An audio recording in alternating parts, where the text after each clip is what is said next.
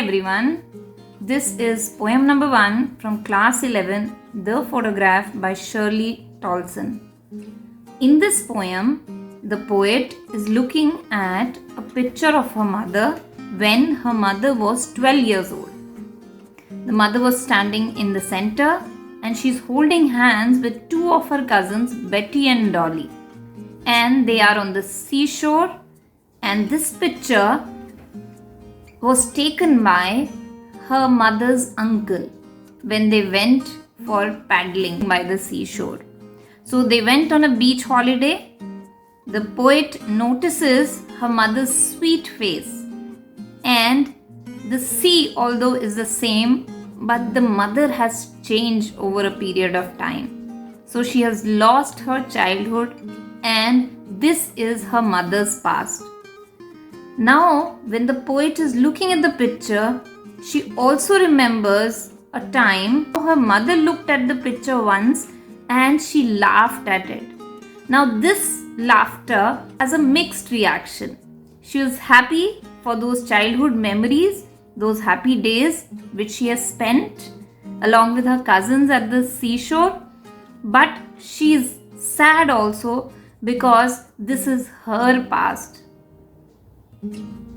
This happened 20 to 30 years after this picture was taken. And now the poet, when she is looking at the picture, she not only remembers her mother, but she also remembers her laughter.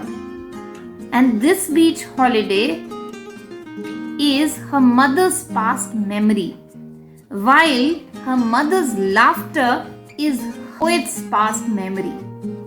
And at present, when she looks at the picture, she remembers her mother's laughter. She has nothing to say. She's speechless.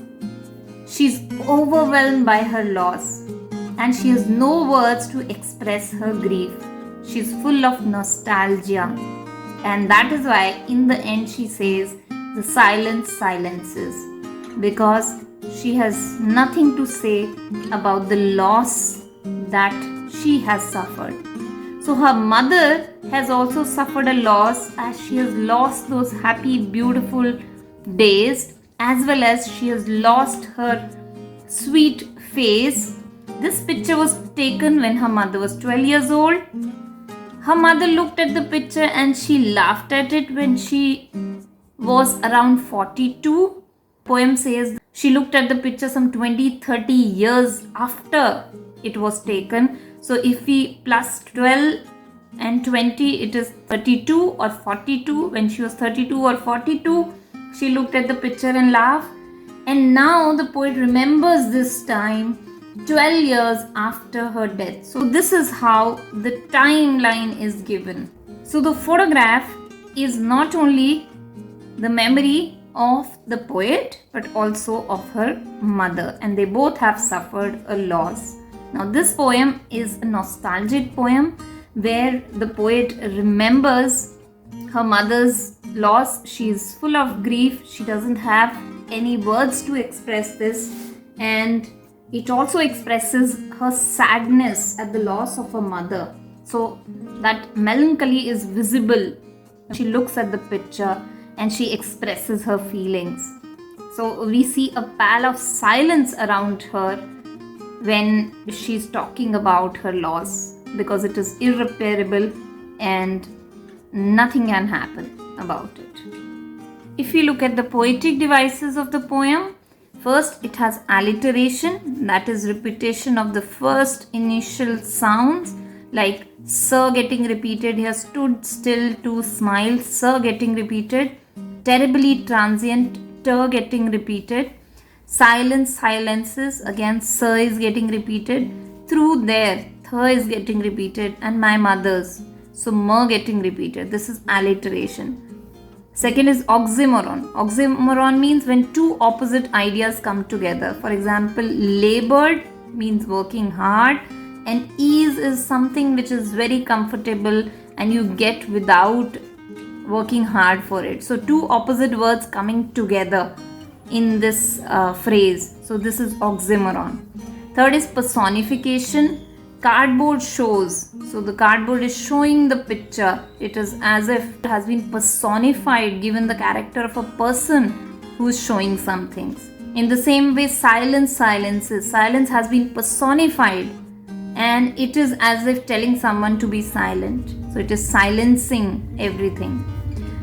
Fourth poetic device is transferred epithet. Epithet means adjective. So when you transfer the adjective from its original place and use it for some other word, it is transferred epithet. So here, for example, transient feet. So feet are not actually transient. Transient means which is there only for a short period of time. So transient is actually a life, but that adjective has been shifted to feet. So this is transferred epithet. Fifth is irony. She'd laugh at the snapshot. So here she is her mother, the poet's mother. She's laughing at that picture, but behind that laughter is a sense of loss, a melancholy feeling, a feeling of sadness. She is not happy about this loss. So although she is laughing, but she is actually sad, the opposite of what we expect it to be. So here it is irony. Then there is imagery, even in the first stanza, which we can visualize everything. We can actually see the snapshot. We can actually see the photograph where her mother is standing in the middle and her cousins are standing on both sides. And here we can visualize everything. Whenever we are able to visualize whatever is given in word, it is imagery. So first and second stanza contains imagery.